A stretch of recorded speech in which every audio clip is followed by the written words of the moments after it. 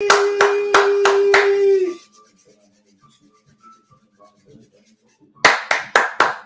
promise there'll be better days I can help you cope. Spreading positivity should not be a measure, and if somebody down,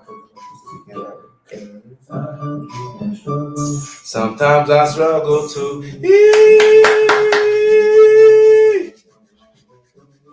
Welcome back, everybody, on Facebook.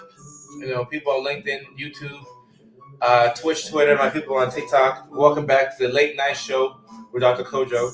Obviously, it's not late night, but I have an engagement downtown LA today, so I gotta go on a little bit earlier than normal. So I wrote this new song for you to dance to, just to show you that somebody really cares. Cause I heard you were happy, and I'm so proud of you, despite the trauma. Happy Tuesday, y'all. Happy Tuesday, y'all. We're talking about ADHD and social interactions today. So remember, there's hope, happiness looks good on you. And also, what the trauma and the struggles so. All right, so for my people on TikTok, I would love for y'all to head on over to Facebook, so you can watch the live there. What's going on, Josh, Savannah, Bree? So my TikTok people, click the link in my bio and then head on over to Facebook, and then I will see y'all there. For my people who are already on Facebook, YouTube, Twitch, Twitter, what's going on? Today we're talking about ADHD and the social impact. So I'm curious to know, about people. And I want to hear from you all. I want to hear about how ADHD affects you all. But first, I want to talk a little bit about, how ADHD has affected me in my social interactions with other people. But I forgot. We have to see where people are here from. I forgot. Oh, Mickey, Ficky. I forgot to do the little check-in. Where's everybody from? I see Kay from Canada. I'm trying to do your dance unsuccessfully. Like this. 1, 2. Put it together like that. Ray, I appreciate you. Let me see where people are checking in from. Ontario. Happy Tuesday, y'all. Happy Tuesday. Let me see. Quebec, Illinois. I am on Twitch. This is streaming live to Twitch. Houston, Washington State, Kentucky, Florida. Okay, Illinois, Detroit, Georgia. Okay. Phoenix, Indiana, Wyoming, Cincinnati, Ohio, Alberta, Michigan. Okay, Virginia, Columbus, Massachusetts.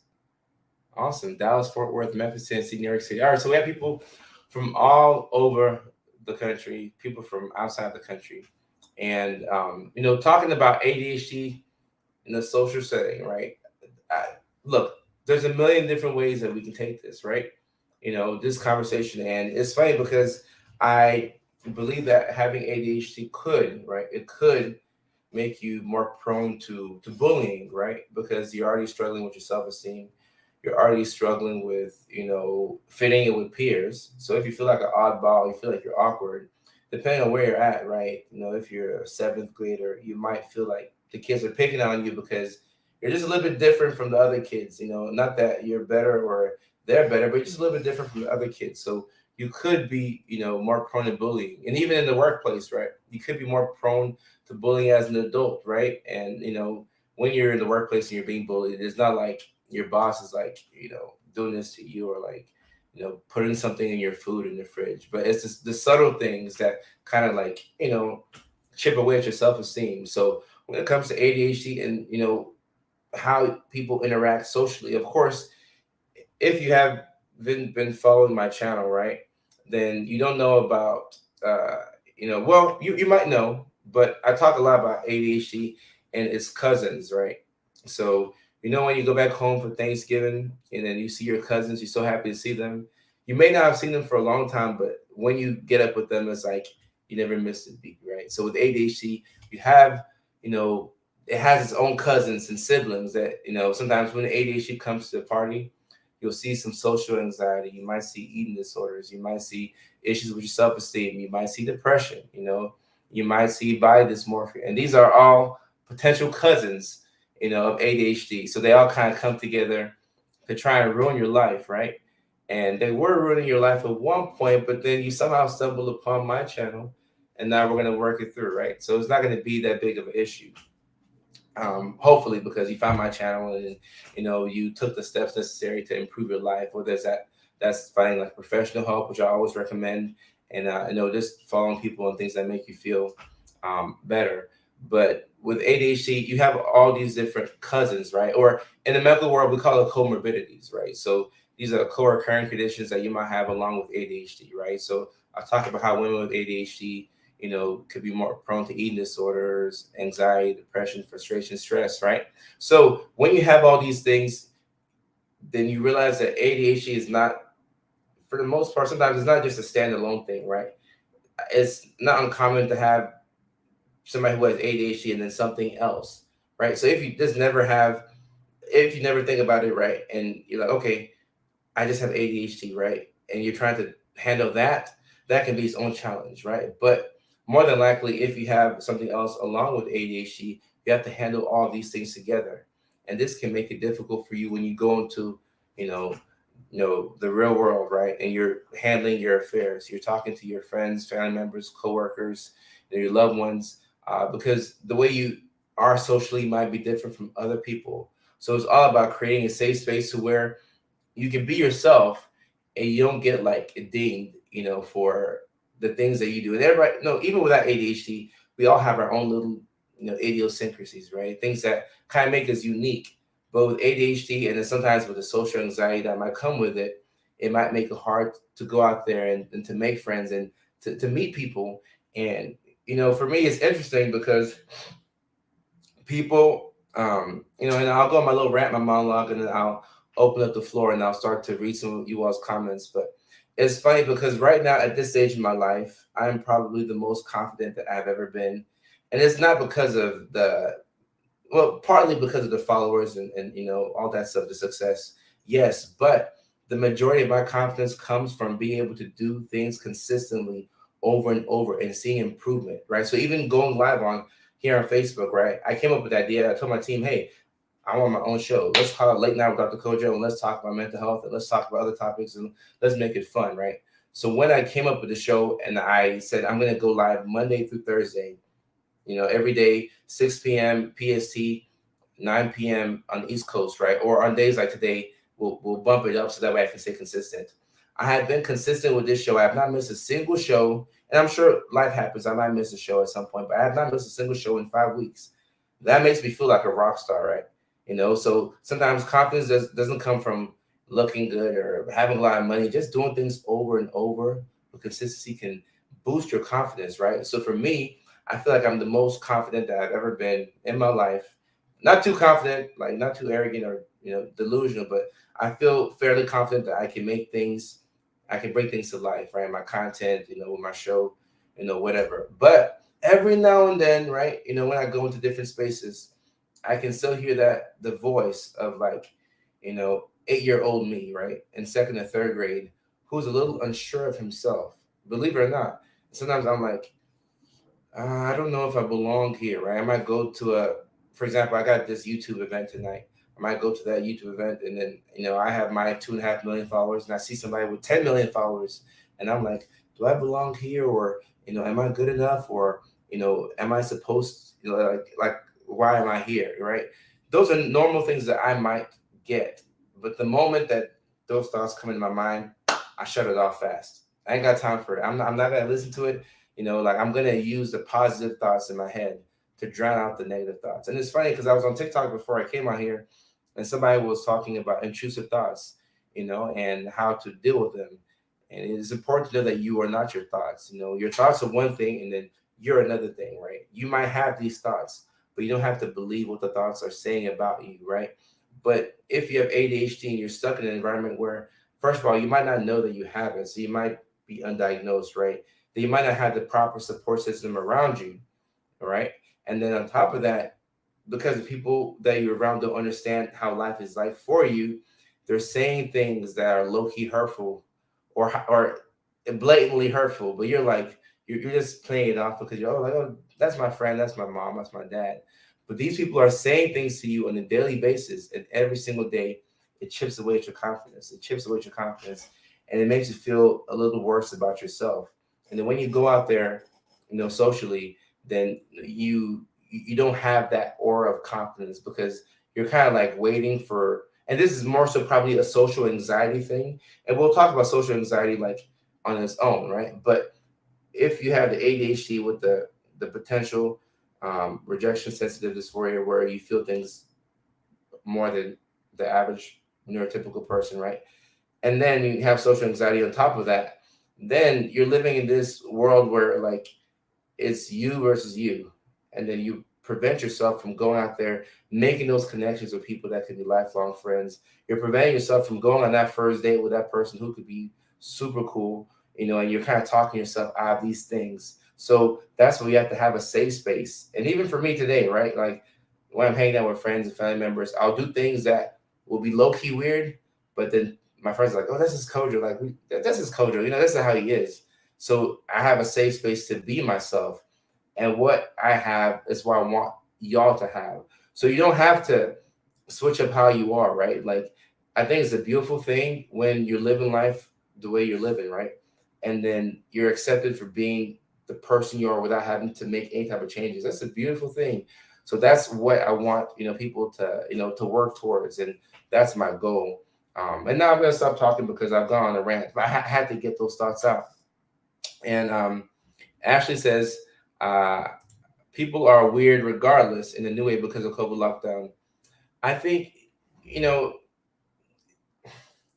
weird is subjective, right? But we've all been stuck at home for a while, right? So if you go out, like you might go outside and then you might be staring at somebody, and then they're like, "Why are you staring at me?" And you're like, "Oh, I haven't seen people in 3 or 4 months." So I think it when we first came out, I don't know how to say it, when restrictions were lifted for the first time and we started to kind of go out again, I think all of us had to adjust to that, right? And I just opened up my water. I got my water here. Y'all know it's good to drink water. So let's do a quick water break. I'm gonna give you all 5 to 10 seconds to get your water, whatever you're drinking on.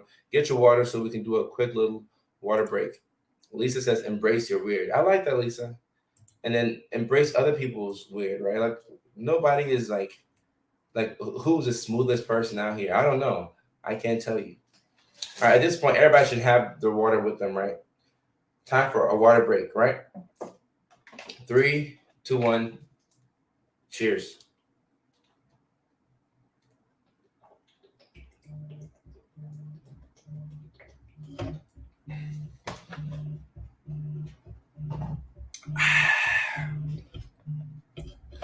Perfect. Feel great. I feel great. Chug time. Chug time. I'm in the mood to create water to drink. All right. So let me see. Looking at some of the comments here. Mindy, I was a social morpher. I acted how I was expected to fit in. Once I got older, drinking helped me feel less stressed in social situations. I no longer drink, but my anxiety goes through the roof at times, and my ADHD has been over the top. So, Mindy, thank you for sharing. And when you talk about this concept of being like a social morpher, a lot of times when you get into social situations, you can tell what people expect out of you, right? You get into a friend group and like when you realize that you're the funny one or you're the chill one or you're the over the top person, people tend to like you for that, right? But you might like more than likely you're not one dimensional. You have different sides of you. But if people saw you as like, oh, the drinking type, like we're just having fun, we all want to be accepted. So you may have gravitated towards that perception of you, and obviously like you're aware about the ADHD and the anxiety, but it's good to get to the root of the issue. So yeah, this is a really, really good comment. Someone says living authentically. Yeah, you gotta live as authentically as possible, and that's something that I will say I struggle with that. As a child, especially moving to all these different countries. We grew up in Norway, then we moved to Nashville, Tennessee, Then we get to Nashville, moved to Jacksonville, Florida. We moved back to Nashville. Then we moved to Georgia, Cobb County. So it was hard for me to kind of find my way. But once I probably towards the end of high school, once I got into maybe the first couple of years of college, but once I got into my bag and I figured out who I was, I stopped caring about people's opinions, and it's been extremely liberating. Caitlin, I appreciate you. Thank you for the love. Thank you for the love. All right, so let me talk about this real quick. Good question right here, Travis. And I don't know the answer to it, and that's why I clicked this question, because I've been looking, to see what the literature says with COVID, and obviously COVID is a fairly new thing, so we still have to do more research. But the brain fog that comes with COVID, it seems like COVID has made. I've seen it with my patients. Actually, I've seen a lot of my patients have an exacerbation of symptoms after having COVID. So there's definitely some relationship between COVID and potential worsening of mental health, and I'm not too sure. I don't fully understand that relationship, but there's something there, and I would love to get to the bottom of that. And Alicia, yeah, kudos to the person who commented earlier, and they knew why they were drinking, right? So they were able to get to the root of their problem, And let me see.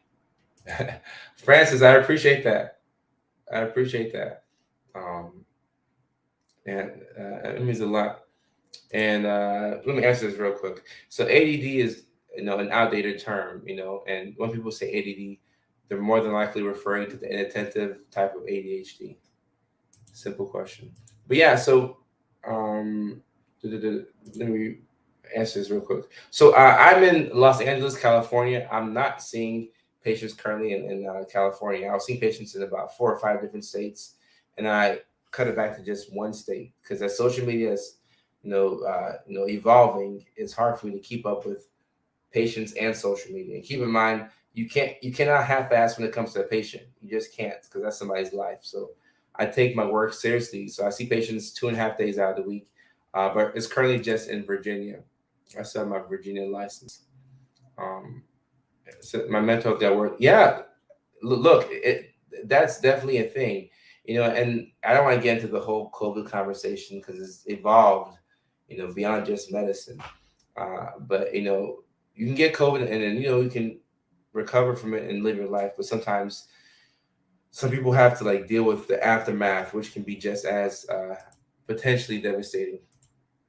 Jennifer, most times when I get in a social setting, I normally word vomit and in the middle forget what I'm saying. This is when the little voice says they think, wow, she needs to shut up or she's out there. So I like what Jennifer said, and there's a couple of different ways we can take this, right? So you feel like you get to a social setting and you're just talking, right? And then potentially oversharing. And in your head, you're probably thinking that, oh my goodness, they think that I'm weird. As soon as I leave out of here, they're going to laugh and talk about me. And there's a good chance that they might not even be thinking that. They could be thinking that, right? But we don't want that to be our concern, right? But if it's something that does bother you, it's always good to just kind of you don't want to analyze yourself after you leave a social situation. But if it's something that is bothering you, you can be more mindful. And then as you're talking to people, these are conversational skills. It takes a while to develop these things. Keep in mind that if you're not talking every single day to people and you're not doing this for a living, for example, me, right? So 2.5 days out of the week, I'm talking to patients, right? And even when I'm not doing that, I'm going live here. So I'm talking to 300 people on here. When I go live on TikTok, I'm talking live to those 2 million people. I'm making videos every day. When I go out to events, I'm talking to people. So I get better at talking. But if I took a 3-week break from all social media and I came back, I'll probably get on the camera and I'll be like, hey guys, so y'all missed me? You have to work on these things. And it is repetition. So you gotta give yourself some grace to be human. And Emily, I like this one a lot. I like this one a lot. I found that I'm not as important as I think I am. So I found this out recently myself, and I was shocked slash disappointed slash hurt slash liberated, right? So, I realized that like people like there's more to life than me, right? And in my own world, I'm the main character, right? So, I'm living here in California. I think I'm doing well. I feel like I'm helping people. My brand is getting bigger, so I'm like, oh, it's my world. But then I go out and nobody's focused on me. People are living their life. People are taking care of what they have to take care of, and of course, like maybe every now and then, right? I'll go to the grocery store or I'll be at the comedy show, and then somebody will come by and say, "Hey, I love your videos," blah blah blah. But for the most part, nobody is really concerned with me, and that gives you freedom to be yourself, right? And to express yourself is a beautiful thing. So, Emily, I like this comment, and I'm gonna go ahead and give you the first love of the show.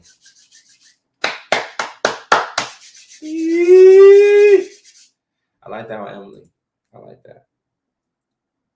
Um, so somebody's talking about um, memory issues that go along with ADHD. So I don't know where my sticky notes are at. Let me keep thinking.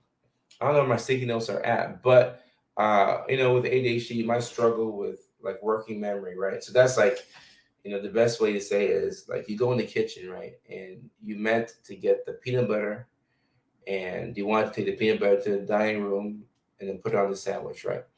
But you forgot why you went to the kitchen and what you needed. So you go into the kitchen and you look around, you're like, I need something from here, but I'm not sure what I need it, right? But if I asked you in that moment, like, name the last 7 presidents, right? You could be like Biden, Trump, Obama, Bush, Clinton, Bush, uh, Reagan, Nixon. I think I could have got it wrong, right? But either way, you could think about things in the past and get it, but you might forget like what you forget the thing that you needed at that particular point in time, right? So sometimes visual cues are helpful. If you have to put a sticky note on your on the refrigerator, well, damn it, you got to put a sticky note on the refrigerator if it's going to help you move along, right? If you're going to have like little reminders on your phone, that's helpful. Do that. So those are all things that I do in my day-to-day life to keep me like not forgetting things. Speculation kills motivation. Oh, Travis, I like that. I like that. I like that one. Give you love of the show for that. Jessica, thank you so much. I appreciate that. I will keep taking these compliments, and I'll keep making these videos. Is putting is putting stuff back in the wrong spots also ADHD related. For example, I put my milk in the shelf, the cereal in the fridge, and forgot until hours later, and the milk went bad. So, Alicia, now I'm careful when we say everything is ADHD related, right? But this could be related to the being inattentive or being disorganized, right? So I mean, this is something that it appears as if it is ADHD related, but I'm sure people without ADHD might do this from time to time, right? But an individual with ADHD is probably more prone to doing this type of thing, more frequently. And it's not until the milk goes bad, or it's not until you pour out the Lucky Charms. Sorry, I have to give them the free promo. That's the first thing that came to mind. It's not until you pour out the cereal, right? And then you're going to find the milk. You go in the fridge. You're like, damn, there's a milk. And then you look around, like, all right.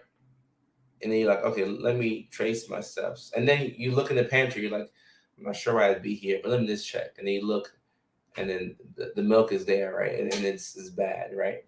So that's a good comment, that you put. And I'm sure a lot of people can, relate to that.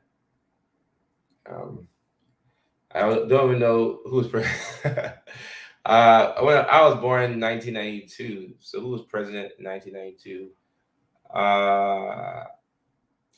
History used to be my favorite class growing up, I was born November 92, so either Clinton or the older Bush. But I'm gonna say it was the older Bush because if Clinton won in 1992, he had to wait till 93 to get inaugurated. So I think the president when I was born was like the older Bush. Um, yeah. Um, Hannah, I appreciate you. I appreciate you, and I'm happy that your life is back on track. I see that you're smiling with somebody in your profile picture. I hope life is going good for you right now. Your boyfriend or your husband, and now that you know, hopefully the depression is being treated and the ADHD is also being treated. So, assuming you have the right treatment, I'm confident that life should be much better for you. So, why do people stare at me if I'm good? Tara, I don't know. I don't know. This might not be ADHD related. I don't know. Maybe they think you look good. Maybe they think you look like somebody that they know. Or maybe like your zipper is not like all the way up. I don't know. It could be a million different reasons, right? Um, it could be a million different reasons. So uh, it was true that Clinton was inaugurated. Oh, okay. Okay, so I was right. Okay, I was right. So it was the former Bush. Okay, okay, all right. So I'm not doing too bad with my history. But once again, this is typical ADHD, right? Like I can go backwards with the presidents, but should I go downstairs and figure out what I needed? It could be hard, right? But you have to find your system, right? So for me, I have my assistants who will like this event that I have to go to, like I'm gonna have multiple reminders, so I'm not gonna forget it. And I know that the time here is like I'm looking at the time as I'm talking to you all, but I'm not gonna be late to it because I'm prepared for it, right? Um, let me see. I looked for my I looked for my glasses for 5 minutes before I leave the doctor the other day. They were on my face already. Yeah, I've done that before. Before I had uh LASIK eye surgery. And also another thing that people don't talk about enough with ADHD is like a lot of times your brain is working so hard because you sometimes have to work hard to get things done. So a good example for me is whenever I would travel, I know that I need my phone, I need my wallet, I need my keys, I need my glasses, and now I need my contacts, right? My glasses for backup and my contacts because like what happens if one of the contacts falls out, right? So I have all these things, right? So if I would go somewhere and I was low on contacts and I didn't have my glasses, I would have to keep the contacts in my eyes for sometimes days on end because I'm like, okay, I only have so many contacts and I don't want to be stuck in Charlotte, North Carolina, right? So it wasn't until I got LASIK eye surgery that it simplified it. I no longer need contacts. I no longer need, glasses. So sometimes when you can simplify life for you, it just makes things easier, for those who have ADHD, So even socially, like I know that when I go out, like if I'm not in a hurry or anything like that, I'm going to be more relaxed. I'm going to be calm. You can meet people better that way. So it's about figuring out what you need and then going off of that. Um, and Caitlin, let me talk about this for a second. I mean, I think I'm a decently smart guy, and I think I do well. But I've caught so many lucky breaks. Like so many things have happened at the right time. So I mean, I can't take all the credit. Like gotta give the credit to God, and of course I worked hard, but I caught a lot of lucky breaks. A lot, definitely a lot of lucky breaks. I bought an Apple AirTag because I kept losing my keys. I actually, I don't have my wallet on me, but there's something called Tile. I have that in my wallet, and if I go too far away from my wallet, right? Let's say I drive to downtown LA without my wallet, it's gonna play this little sound. It'll say, "Hey, you left your wallet back at home." So these things, like when I take a step back and look at it, like I've really created a world where not that ADHD won't affect me anymore, but I've created a world where like the things that used to be limitations, I don't feel them as much because I've compensated for that, right? Um, so look through here. Ooh, this one right here. And who said they like the shirt? Shout out to whoever said they like the shirt. Amazing, dedicated, hilarious, and dynamic. So this is, in my merch store. I think it should be somewhere on Facebook. If not, I can figure out how to put it there. But this right here, Katherine. You know what's funny?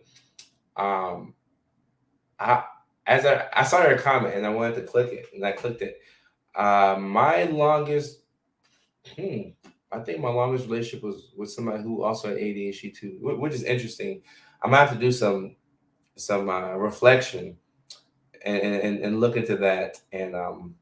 Hmm. And I think, I mean, of course, life can be difficult, right? If both of y'all have ADHD, but there's something to be said about, right? So today we're talking about ADHD in social settings. There's something to be said about like being acknowledged or not having to like suppress parts of yourself, right? So that's why I'm saying when you go out, into a social setting and you're meeting people, you're not going to start off by saying, "Oh, by the way, I have ADHD, so if I overtalk or overshare, don't be alarmed." That's not like nobody says that, right? So you have to go and you have to feel people out. You smile a little bit, like, "Hey, you sound cool, cool, cool." Yeah, like you're filling people out, and then as you go, you can get more comfortable. But if your person also has ADHD or they struggle with some type of mental health condition or neurodivergence, they could be more understanding of you, which allows you to be yourself around them, and then they can be themselves around you, and then it gives you confidence, right? That confidence that you might not have in a situation where you're not sure where other people stand with you. I mask around new people with bad habit. Yeah, Leah, this is a good comment right here. We talk a lot about masking, and sometimes women do it subconsciously, but you often feel the need to mask to fit in, right? Nobody wants to feel like an outcast, right? And even people who are like like me, like I'm not like I didn't join a fraternity or anything like that in college. Like I was always my own individual. Like I like doing my own thing, but I still want to feel like I'm accepted by somebody, like my family or the people who love me and care about me. You still want to feel that acceptance, right? Um, my longest relationship of 5 years was someone with ADHD as well. It's nice to have somebody you can have never ending. I like this. I gotta give you a love of the show right here. I like that. Never ending conversations where you ping pong off one another, right? And you feel comfortable, right? There's nothing like being comfortable around people, and you don't know it until you get around people that like you like and you want to be with, but you're not comfortable being yourself, right? So you do a little bit of masking, and you talk when spoken to, but you don't initiate conversation. You just kind of stay back because you might feel like there's a higher chance of them accepting me like at 20%, because if I take off my mask and I get to 100%, you're gonna think to yourself, "Oh my gosh, they're gonna hate me. They're not gonna like me." So there is something to be said about this. I want to be attracted to people with addictions or narcissism is an ADHD trait. I don't know. So this is not part of the diagnostic criteria to have ADHD, but there could be some relationship there. And I think this could be its own show right there. Masking is exhausting. Masking is exhausting. I hate when I'm talking to someone and go off on a wild tangent because my brain had a random thought pop up, and the person I'm talking to doesn't understand how I made that jump in topic so fast. Cassie, yeah, and look, that's why, so look, Cassie, we can take this one of two ways, right? You could, let's say, all right, let's say Cassie was at this YouTube event I'm going to, and I met Cassie, right? And she went on a wild tangent. What Using me is not a good example because I have ADHD, so I might go on a wild tangent with you, right? I might, go with you, but the average person who doesn't understand, right? You go out to a situation and you go off on this wild tangent, and people might be like, "Yo, like, what is she on? Like, like what's up with her?" So sometimes you do feel like you have to mask a little bit, but once you get comfortable with people, you realize that sometimes people will do that too. People will go off on their own tangents. People will have their own little, like I said, idiosyncrasies that it makes us who we are, right? So sometimes I think if you can get to a point where you don't really care as much about people's opinions of you when you do something like this, it's extremely liberating, right? So, yeah, Cassie, I feel you on this one. I definitely feel you on this one. Half of my conversations, I'm trying to explain how I got. Uh, Never had a relationship with someone, but my closest friends have ADHD. Okay, I was. Oh, sorry to hear that, BB. And I hope you all moving forward, that you're able to, be the best versions of yourselves for yourself. Megan says, "Girl." So anytime, this is what I've noticed with women. Anytime a lady puts "girl" in front of anything, it means that she really feels it, right? So if she said all the time, Cassie is like, "Oh, all right," she kind of gets it. But she said "girl" all the time, like she really feels that, like she felt that on a personal level. Cassie says, "Oh my God, you have a comment." Cassie, what's up? What's up? Oh boy. Let me get one more good comment and talking point. Gregory, ooh. Gregory, I like this right here.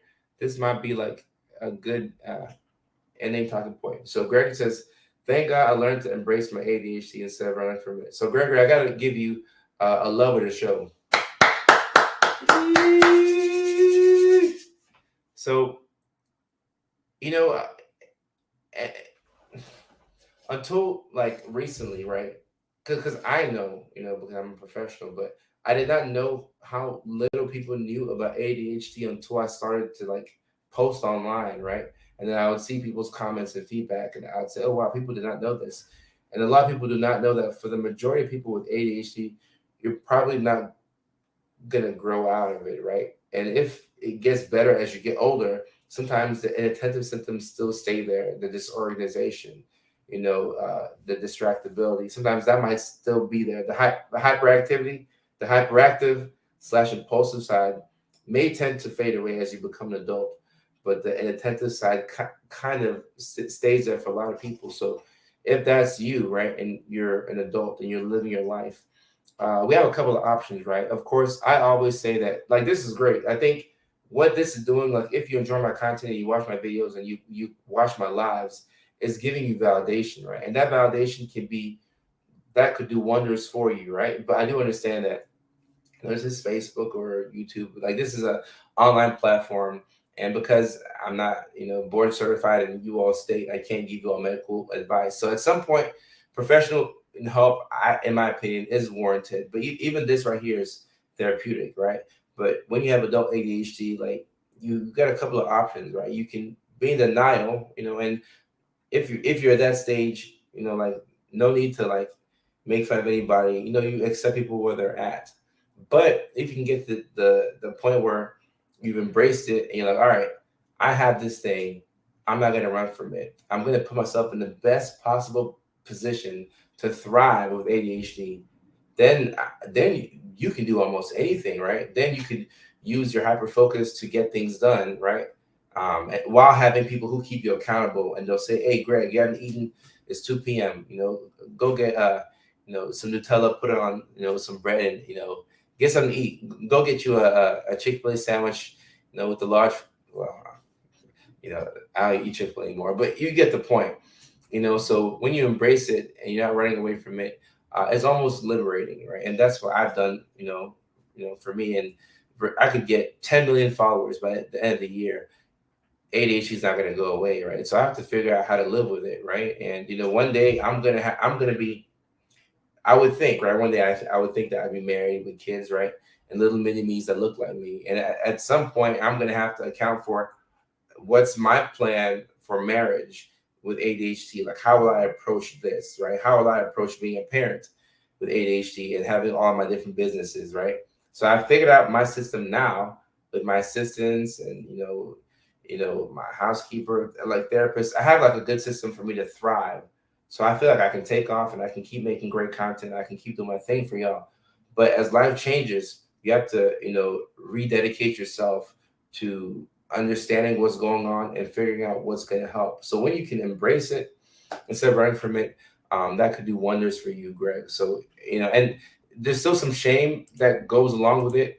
And I understand that, but as people start to, be more themselves, and if you can break that stigma, which is what all of us as mental professionals are aiming to do on this platform, if you can break that stigma, you give people a safe space to just be themselves, right? And they don't have to be as uptight or as anxious or as embarrassed about the things that they do, right? So you might go out socially and fumble, but hey, you're still there, right? Nobody's really paying attention to your mistake because they're kind of worried about their own type of thing, So I definitely think that, just by embracing it, and getting the proper help, it can definitely be, helpful for you. Good thing the kids have shorts. It's easy to live when your mom and your children have it as well. Okay, Kristen. So Kristen's found a way to make it work for them. Okay. All right. So let's. Okay. I like this right here. Adriana, let's break that stigma. Let us break that stigma. So I do have to go. I got to run so I can get to this event. I got to hit downtown LA. I'll probably will hit traffic, but if I leave now, then I'll be on time. So I got to get off. But normally I like to stay on for at least hour and a half. I could talk my ass off all day. But I just want to say thank you all for watching and following along. Those who normally get on around 6 p.m. California time will probably watch the playback of this, and then we'll talk about the feedback and all that stuff tomorrow on the show. So once again, thank you so much for your attention. I appreciate you all, and I will see you all tomorrow. Peace.